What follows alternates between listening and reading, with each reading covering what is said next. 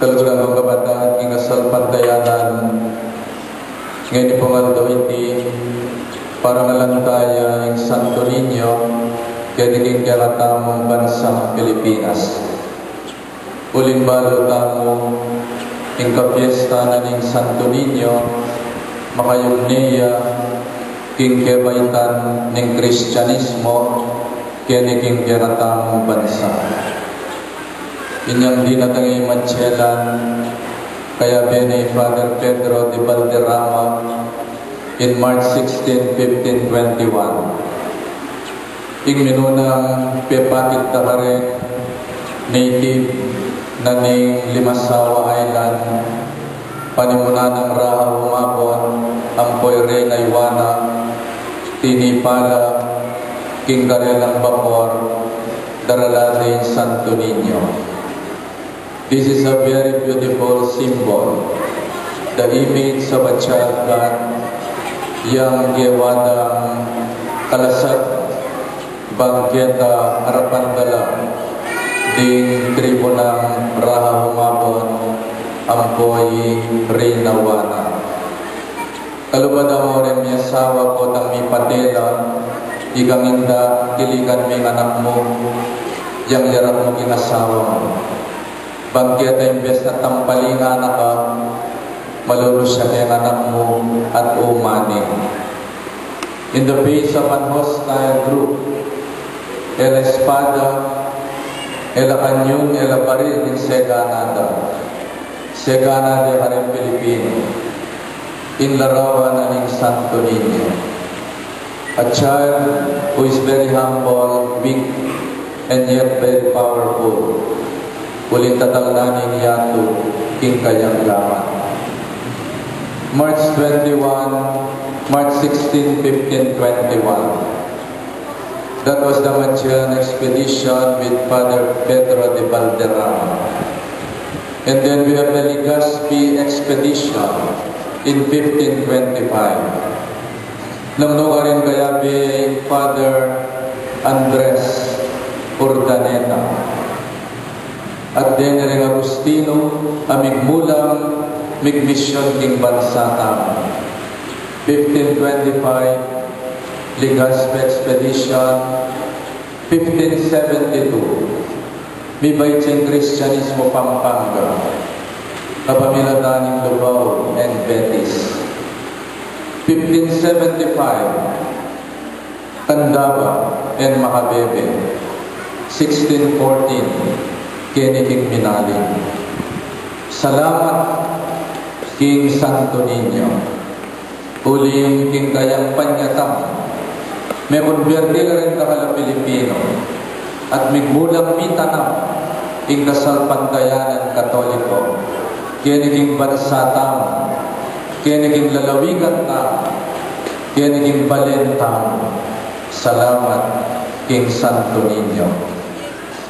Na nagsasabi ng Ebanghelyo, di naguli Jesus, king masanding ang pamikakatawan, ang buong king kabyasnan, maging katanggap-tanggap niya king Diyos at karing tao. This is the challenge of the Santo Niño, to grow, to mature, to progress, and develop in our faith life. From 1521 to 2013, that is 492 years. Malwat ng panahon, imitanang ikasalpantayanan, kinggiratamong bansa, at kanigiratamong pamibiyebye, inyang bibinyag tao, maging anak na katamong Diyos. Pero kahit kada ng Santo Niño, bisat man Santo Niño yan, kaya may natiling anak. He grew in age, in wisdom, gaining favor before God and man. The call of our celebration is a call to maturity. It is a challenge to shed off our childish ways and grow up into the full stature of the Son of God. Inasahan mo yung kawangis tayo kay Kristo. Because one of the greatest compliment Pwede lang sabihan kinanak mo, ay kataba ng anak mo, ay katalino na ng anak mo, ay kawanis mo yung anak mo. Pero bilang anak ng Diyos, the greatest compliment that we can receive is kalupa ng Kristo. Akakitete kay Kristo. At yan ang kaligtasan ng po ng Ebanghelyo. May the image of Christ grow in each and every one of us. A call to maturity in our faith and in our human life. What is the meaning of maturity in contrast to immaturity? What is the meaning of growing up? Growing up is not only gaining age. Emuitang tutwata na kinidad. Emuitang merakal no rin maputi tamang buwak. Emuitang merakal no rin tamang wrinkles in lupa tamang. We all undergo and experience the process of aging and deterioration. Signs of aging. Etala po ay iwasan din. Degenerative process in our physical life. Tutwata mo. Miminata mo. May kadnamisan manamutita na buwak. Kukupasing legwan. Pero growing up and being mature is not only growing in years. Sana mundoro tutwata mo. Lalo tamang maging malugod na tao. Growing up would mean growing up in kindness, growing up in humility, in love, in patience, in kindness, and in forgiveness. That's the way to grow old gracefully. Not only having white hairs and wrinkles in our faces. To grow gracefully means the more you get older, the more you get kinder, the more you get more patient, loving, the more you become hopeful, the more you become forgiving. O yan yung tunay tanda ng pamatwa. Metwa kang malago ugali. Metwa kang mapibabata. Metwa kang malugod na tao. In contrast ka rin aliwang matwa. Metwa lang busit. Metwa lang masungit. Metwa lang delikado ugali. Metwa lang mamulyo. Metwa lang masainsing ang buong mareklamo. That is not the way to grow old gracefully. What does it mean to grow up to maturity? O danita mo, i-grow up ka na. A person who is grown up is a person who has the ability to control anger. Kaya mo sana pa'y dalaking mata mo. Because a mature person is able to control his anger. A mature person is able to settle differences in peace and love, not in violence and destruction. Ito mo sana dadalan king pati o di mandahan, idalan tamo king mapayapang proseso. Nung pa rin, mangibaboy lugod. Alitang pagdulapan taming kaparusan, king metong at metong. Ikaw mature, pagdulapan ng kapayapan, at magibaboy lugod kaya puso na, aliwayang benggansa, aliwayang pati, aliwayang barilan o patayan, nunay lugod, kapayapan, at kapatawaran. My dear friends, in taong mature, bias yung lumaban at magdalang problema. In taong immature, siya'y madaling masiraan ng loob sa harap ng maraming pagsubok at problema. In taong grown up, yung magdalaking problema. Pero in taong immature, yung dadalanan ng problema, agad siyang susuko, king laban. He is always a quitter in times of crisis. Growing up and maturity would mean sweating out a project in spite of opposition and discouraging setbacks. Kaya biyasang ma-discourage in taon ating degree of maturity. Susubok in laban because the winner never quits. The quitter never wins. and the winner never quits. Maturity is patience. Den tao mature, mababaw la pasensya. Mila ko may aircon, emuno sa lesen. Alam mo marimlandan mo, magwala na lang. Kaya mature mo naman. Alam mo marimlandan mo, magwala ka. Pinakapali ka punto. Alam mo power, magbusit ka. Buli lang sabihan pala, ingketang kabibabata. Inkayapan mo, magdependi yan mo keng power. Magdependi yan mo keng biyelo. Ali, inkayapan mo, it is your decision to be good, to be kind. It is your response to situation. Ali nang maging reactive ka. Alam mong power, alam mong yelo, mag-react ka as if the whole world is crumbling down. Masyado naman dramatic. Kaya ka masyadong madrama. Huling taong mature madrama. Balo ng tanggapan, biyasa yung tanggap ng namang sitwasyon at daratang kimpiena. And a mature person at inyang spirit of sacrifice. He is willing to pass up immediate pleasure in favor of a long-term gain. Ngayon kayo mga nakamag-aral, sana kayong pamag-aral yun. You're willing to pass up immediate pleasures in favor of long-term gain. Kung ang pagtulapan mo graduation mo, dahil na sakripisyo at dapat mong gawan, kingkerang pamag-aral. With ang puro sarap, with ang puro barkada, computer ang pamiyaya, liwapa, you're willing to pass up immediate pleasures in favor of a long-term gain. At yung kang foresight, kimbiya mo, alitang mabibiya ka mo ngini, ngini at ngini, ali. At yung kang foresight, and you're willing to make sacrifice. In taong mature, is able to respond to the needs of others. At inyang isip, malasakit. At inyang puso, para kinkaluban ng tao. Biyasa yan, magmalasakit. Bali mo din may mga pharmaceutical company, mix seminar na rin kayang employee. Naring gawa ng team, kingkarilang seminar, magmalasakit.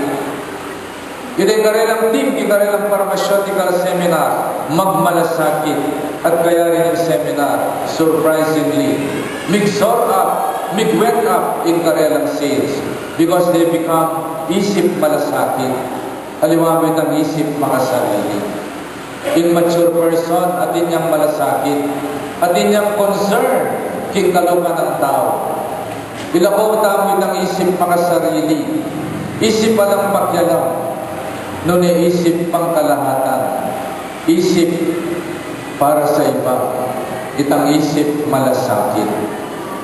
My dear brothers and sisters, in taong mareklamo, alaya pang maturity king sarili na. An immature person is always complaining. Mareklamo niya, masayingsing niya, panayang masukalalo, bala mo panayang may kayak mo, taklang manok, uling panayang masakitadod king Vienna. He is always sour graping. Pero yung taong mature is able to smile in the face of unpleasantness and disappointment without becoming bitter or sour. In taong mature, biyasa yung tumiman, kingoras ng kasakitan. Biyasa yung gawang diskarte, kingoras ng kakulangan. O yan yung mature person. Ngayon, minsan po yan mo naman mayak, karinganak. In panelang magdependi karin yaya, ang po karin may. O dadari yung aldo, ala yung yaya, denganak mo makalungo sila. Masyado lang dependent. Alam ang diskarte, alam ang pamagpusa. Sana'y kayong anak, nengalang yaya, nengalay pa imam, mag-disposition kayo. That is a sign of maturity. May gobra na imam mo, mapagalya, panayan mo pa, yapang maglutong nasi, yapang manosbigan ni tatang mo, makalunos naman. Nung mature na ka, dapat, nung malayo pa imam mo, nung alam mo, ika na yung maglutong nasi, ika na yung maglinis pinggan, uling immature person, ayasahan me. O yan yung metong pangkabaldugan ng maturity. It means dependability. Ikaw ay maaasahan. Hindi lamang laging umaasa. Because maturity is to be on the giving end. At inyang isip maaasahan. Alitang puro na hamong mamasa. Nung ikaw you are always on the receiving end, isip magpalimos, isip pahingi, isip laging umaasa, you are a very immature individual. Ay po ang pasinan ng imetong mga tao, panayang manyawat maka-turn off yan. Nung adulto na mo manyawat ka lang ang discarding yung biya mo, ikang baghi, somehow, misip ka nung manabuso yan, intawang manyawat ay di. Sana naman mag-grow up ka. Ilakawit ang isip magpalimos. Nung itanong mo kayo, biyabot ang isip, maaasahan. Because a person who is always on the receiving end is immature. And we cannot be forever in the receiving end. Somehow, we should be on the giving end. Halimbawa, for so many years, papagharang nakatamo rin pingarita mo. That is understandable. Ilan ang gagastos? Nabisan all dapat may paimamoy tatang mo, 500. Para mo kaya barkada mo, paglopan may paimamo laraman mo. Baka manipang 500 o 1,000 kaya para kayong barkada mo. Sabihan mo para kayong project, kaya naman pala para project. For so many years, mamasa ka na rin pingari mo. Sana naman dating naldo, higay masahan na. Kasi di mo ba, may pakailikon may graduate Magopra Wadang mikswelyo di natin 1,000 ni mana. Pero wadang manyawad siya, dobling adwana, 2,000. Makatulay ta. Oy, maawin yung 1,000 kay sweldo mo. After 1 week, makailangan yung anak mo. Oy, dinan mo na akong 2,000. Naman natapos ang tingin. Dininan meron yung 1,000 ni mama. Punta namang manyawad ka, dobling adwan mo. O kailangan, we should arrive at a point na temutang mama sa tamo. Growing up would means ayasahan na nakalimahan. Temutang kabang-kaba, Italian-Orientali ng sapatos mo. Naman kabang-kaba, piblasana ka pa dimana ang iba mo. Sana po ng grade 3 nakadumina ng ang bagyan. Oy ma, ako ng mandilo. Oy ma, ako ng pumaking inuman ko. Oy ma, ako ng manyandong nasi. Oy ma, sopandahang mamalis. Oy ma, ako ng mamomba po ng mapipika. Oy ma, sopandahang manyable. Very good, you have grown up. Halitang grade 3 na ka, sana makatamad. Oras na gigising na nakapangimamo. At di nakamobra, panikang late. That is not maturity. That is being childish. Patsedi ka mobra, dapat panikang punctual. Nung bago mong mag-aaral ka, migising ka kayong oras. Halitang alas 7 na, matutod ka pa. Panikang late. That is immaturity. A mature person is always punctual. He respects others' time. An immature person is always late and always absent. And he does not respect the time of other people. Lonyo. May sabi kami organization. Panay ang absent can meeting, that is immaturity. Mo ba yung liban mo? You should grow up in formation. Mo itang linog ka. May indak ka. Kung ang ating meeting seminar, you undergo formation. So you will grow up. Kaya ang organisasyon na liban mo. O nengali, panehang late. Itang obrang kumisan, panehang absent. Tutuparan. You are an immature person. My dear brothers and sisters, ngayon ang kapiesta ng Santo Niño, ang kayagatan kaya katamo. To grow up and to be more mature in our life. Talakat tamo.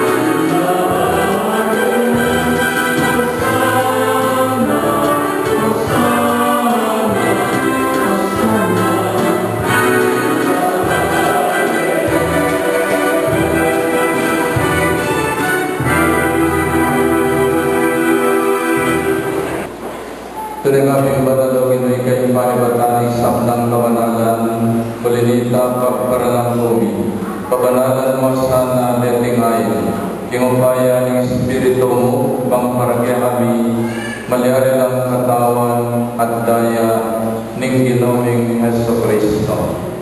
Bayan nidam pusang loob, king pamilas at kamatayan. Kinwalin tinapit at pepasalamat siya kaya. Piras ng liyan binyi, karinggay disipulos nga. Tagaban niya iti ikaman at kananiya. Iya, tinggal akong katawan, amin daon para kaya.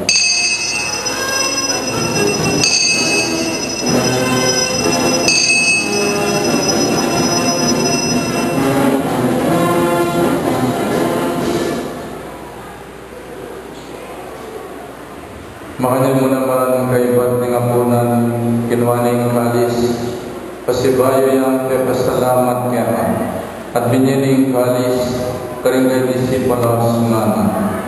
Tagaban niya iti ikaman at minungko kaniti.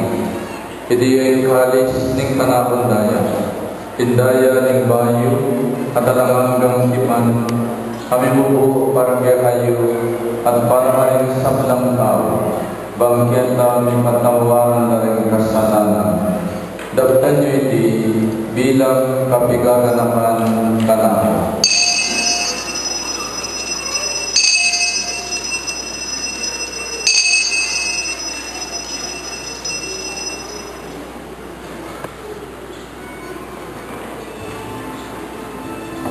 Ipasyag tayo ng misteryo ng kasalpan kaya.